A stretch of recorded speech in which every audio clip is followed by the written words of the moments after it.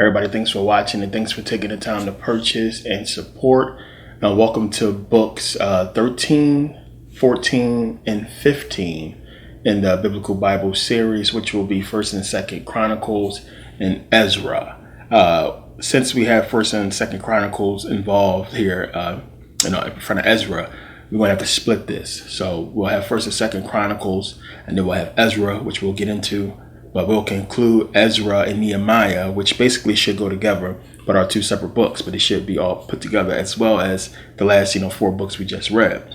So we'll have 1st and 2nd Chronicles, Ezra, and then we'll finish up Ezra along with Nehemiah in the next DVD, because it's a lot we got to get into. It's a whole lot of history we got to get into before we even, begin to jump back in the Bible. So we'll be jumping in and out and showing exactly what I was talking about in the last DVD, about how, in 2nd Kings, they are beginning to establish, how are they going to inject, this Hebrew religion, these Hebrew people into history, the people who they have to remove, the people who they have to change their lives and everything like that. And this is where it begins, because this is the heart of how you're going to be able to prove, who wrote the book and everything about the book. It begins here. So when you start getting into these books, the history comes up. And as I said, they start mentioning actual names of people who actually existed. And, when you think about it so far ago, the people back then, they had no clue. I mean, you think about the King James Version being written 17th century. 1604, 1611, 1611 being put out, us getting it in Americas in the 1600s. Well, what knowledge did these people have of the world? And they were bound by the fact that they could not really change the book so drastically, since, it's supposed to be based on actual truth. So you can't give us a book that's having all this stuff in there about Nebuchadnezzar and everything in here about the Assyrians and the Persians and everything, and then change it later on because people had actual Bibles and they would be able to see the changes. Now, the revisions, the changes that they did make as far as with the NSV and everything like that, they made small, subtle changes, but are big when you really understand it. I mean, if it's a legal document, it would be huge, but it's not. But it's a lot of stuff they did change, but they didn't change the overall story. And it didn't change these characters, so it's been there. And now that we are later in time, and we have the resources that we have today, we have, the internet, we have everything that we have. There's been so many books that have been written that we have access to that they did not have access to, nor did they know about so long ago. We're able now today to dig back in the Bible, look at this history, compare it, and see that the Bible is telling us bullshit. Which is why the Bible came up with all these elaborate, sayings about people going to come in the future and they're going to try to deceive you, because they knew once knowledge increased, people would be able to see through the lies. And the people who wrote about this history, their work would come up and people would read it and know what the truth is. But getting into 1st and 2nd Chronicles, we're just going to go right through this because, as you guys already know, Chronicles. What is a chronicle? A chronicle is like a chronology. We're talking about something that's explained over a period of time. And 1st and 2nd Chronicles is basically everything we just read. It's them breaking down first. When you get into 1st Chronicles, they go through the whole lineage, going back from Noah all the way up to now, to this point we're in the Bible, explaining who begot who and so on and so forth. And then, they get into everything that has been happening. The reason why they're doing this is because now you have the Hebrews being let out of captivity by Cyrus the Great, who, when we get into Ezra, we'll explain this more. But supposedly God spoke to Cyrus, who was Cyrus, king of Persia, actual king, and, touched his heart and told him, hey, let the Jews go. So the Jews are being let out of exile. And Chronicles is basically giving them their history up until this point. This is 1st and 2nd Chronicles. So 1st and 2nd Chronicles is basically explaining to the Hebrews where they came from, all the way coming back from first the lineage one, then them coming out of Egypt and everything that happened since them, all the sinning they've been doing, all the kings they've been through, all of the sinning and all that kind of stuff, all of the idol worship and people they've killed and so on and so forth. Everything is listed in Chronicles. So another thing that Chronicles does is it lies a lot. Not so much lie, it's what they leave out, And one, when they get into the story about King Solomon and King David, they leave out the bad parts. So in Chronicles, they try to dress it up. They don't talk about the fact that Bathsheba, what happens with Bathsheba and King David, how he basically takes a guy's wife and then has him sent out to die, that knocks up his wife. That's not in there. King Solomon and all the bad stuff with him is not in Chronicles. So they leave all the horrible stuff out of Chronicles and just give us the good stuff. And to try to make it seem as if these guys, who are like two of the major figures in Judaism, is like perfect, good guys. So they leave out the bad stuff. And you can see here, easy to look up a lot of the comparisons of, Chronicles versus 1st and 2nd Samuel, what's said in Chronicles versus what's said in 1st and 2nd Kings, so on and so forth. And you can see here is differences. So that's basically 1st and 2nd Chronicles. I mean, it's not too much more to get into. We went through basically what it's saying already. So this is kind of like the summary so far, where they at. And it's important because they have to do this now, because now we're really going to get into more of that history that they have to break into, to inject themselves into history. We're going to get into that. So you basically have this happening. They're being released from captivity, and they want to make it important for the Hebrews to understand everything they've been through that led them to where they are. It's like, okay, you dudes have been exiled. Y'all did so much stuff, and it got so bad. Finally, God was fed up and sent y'all into exile. So the hope is, hopefully, them understanding their history and everything that they've been through, they will finally get their act together and stop sinning and recognize, one, you got God, the creator of, everything, on your side, and y'all his chosen people. How could you mess up in any kind of way? Which is why, it's all bullshit. Especially, these people being black and us being so spiritual. There is no way in the world black people would do this. We would know God exists and see his power and everything, and continually sin. Well, all we got to do is be good, and we'll have everything that we need. So, again, this is a part of the story. And the exile is to cover up for the fact that you can't prove the Hebrews was in these areas during this time. So, hey, they was away in Babylon, they was enslaved, and there's no proof of that as well. So now we get into the book of Ezra, and this will be part 1, and we'll finish up with Ezra and Nehemiah in the next DVD, because there's a lot to get into here. So, Ezra. Ezra, as I talk about many times, about the laws that Ezra gives. Ezra comes, the people are being freed, and they have to learn the law. Ezra is like, the law needs to be learned and understood. So people coming out, and what they want you to do, is they want you to look at Ezra, or look at what the Hebrews are going through from being in their shoes. Think about you being there. I mean, we've all been through this. If you've been in school, this has happened. Somebody acts up and we all get in trouble. I mean, it happens at home. It's happened with my parents, my mom. Somebody will break something, we all get in trouble until the person confess.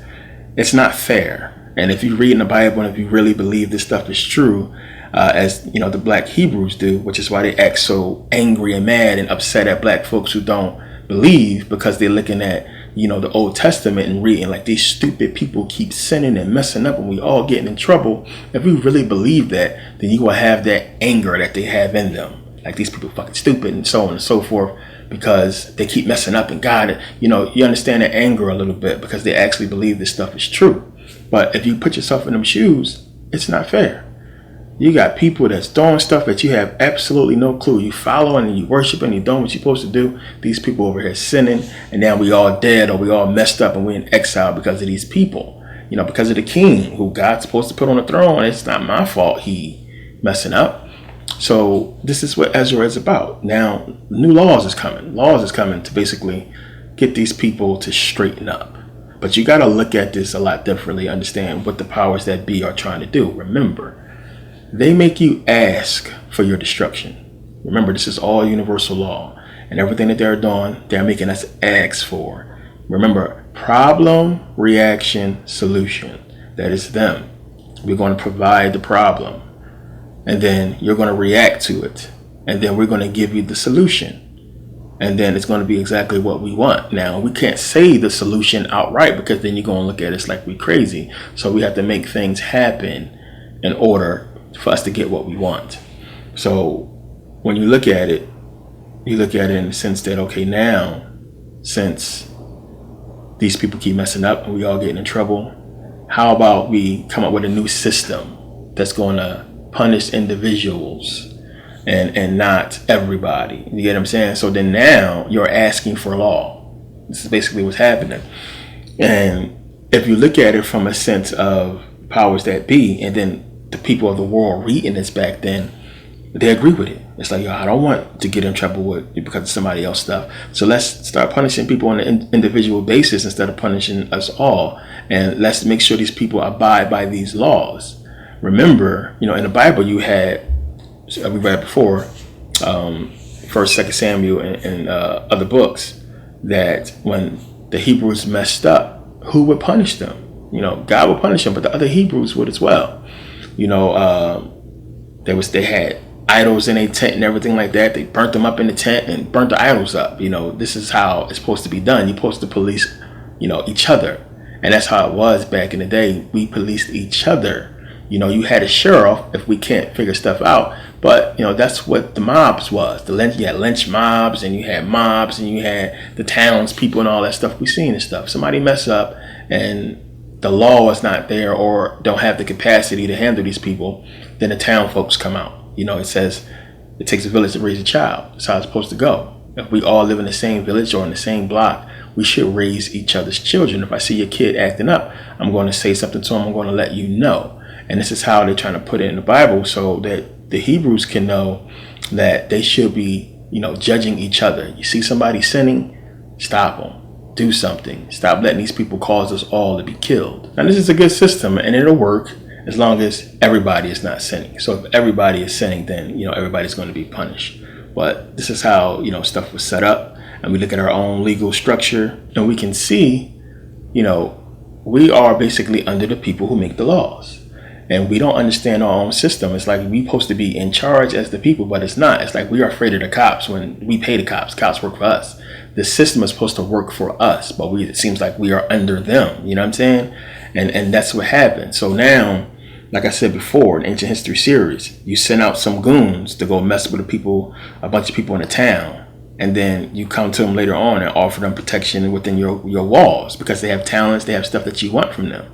So, you cause the problem because you want, the solution, which is for them to come in your kingdom so you can make money off of them. So you send people to go mess them up. And then eventually they cave and say, okay, now we're going to come in and be under your protection. Well, now that you're under my protection, you have to be under my laws and rules. So now, while the Hebrews are like, yeah, we need these laws, we need to obey this stuff, we need to obey God, they're not realizing that they're going to be under the mercy of the priest. So as you will see clearly what they've done. So now it's like, okay, this is the law of God. We have priests that they're going to be put in higher places, prophets, and so on and so forth. That's going to be, given higher positions because of who they are. So they're essentially setting up the power structure here in Ezra with this law. And you have the people now having to understand, you have to understand that if you was living back then, that, okay, we're going to accept this law, but by accepting it, we are accepting the rule of the people who control the laws. And that is the problem. And that's what we have, basically done today. We have to accept all of this stuff because we all agree that this is a civilization and we should all abide by these rules, but we're not the ones making the laws. We're not the ones enforcing the stuff. As I talked about before, you got the lobbyists and you have the special interest groups that can, write a bill to solve a problem and then have people lobby for it to be passed, to obtain, a solution that they want, whether it be you paying taxes for a specific drug and so on and so forth. You are going to be subservient to the person who creates the laws. And of course, most people are going to say, well, you need laws. We civilized. I don't want nobody stealing my stuff. I want somebody to be there to protect me, so on and so forth. All well and good. If you have a say so, if the people have control over the law. So let's take the mass shootings, for instance. Everybody should have done something. Everybody should have stepped up. in these moments where we have the court system not punishing these people is where the people should be allowed to take over and overrule the courts and say, no, we as the people agree that this was wrong and this dude needs to be put in jail. What the hell are y'all doing? Let him go. He killed this innocent person. Amber Geiger, like, are you kidding me? 10 years, she'll probably get out in 5 maybe. How is this possible? No, she need to be given stiffer laws. The people should be allowed to take over when they're supposed to make sure stuff is being done right. Y'all giving how many billions to Syria and the Jews and so on and so forth, Israel, Egypt. It's starving people. I'm tired of seeing these homeless people in Hollywood. I'm tired of seeing these homeless people downtown LA. Give them the money. We should have a say-so. We should be able to jump into the situation as the people and make changes that we see fit that's going to help us as a people instead of allowing the law to take hold of everything. And the reason why it is that way is because we have problems. We have issues. As I always say, rent's due, bills to pay. I got to go to work because I got to make this money to survive. So you don't have time to think and focus on other people and their stuff and laws. As long as it's not bothering you, you really don't care. Most people don't care. But as soon as it bothers you, you want to scream, to high heaven that I need help. Somebody help me, save me, so on and so forth. And I always get into this, Same thing with hip hop. We see what's happening in the streets. We cheer and we celebrate our murder like it's like a joke, like a game. We find entertainment in it until somebody gets shot and they land in front of you bleeding, and now you asking, screaming for help. It's all a game. It's all gangster until somebody get their head blown off, and then now it's like it's a shame and justice. We want justice, and it's like, huh? What was justice for the people you was just cheering for and rapping about, being killed? Even though it's rap, it's hip hop. I understand that, but we know this stuff is turning into real, actual stuff. And the more we perpetuate it and glorify it, the more we're going to see it in our reality. So when we glorify this stuff and it's happening, even the stuff that we glorify through the lyrics, we're glorifying in real life. So when you're sitting up there glorifying these lyrics and somebody get their head blown off, you're glorifying that. And then people are going to try to separate the two, and you can't because they go together. So again, we got to understand what we are giving our power to and what we are letting take power away from us. And the government structure is designed to take the power away from the people. Okay, so let's get into this. So remember, as I said, you had Cyrus, king of Persia. He basically, supposed to have a revelation from God. God told him, let the Jews go, let them out of exile. They come out. Ezra's coming to basically give them the law. Sounds familiar, don't it? It's the same thing that happened with Moses. You had the Jews in captivity. Moses comes, sets them free, and gives them the law. It's the same thing that's happening here. They're in captivity. Ezra comes, gives them the law.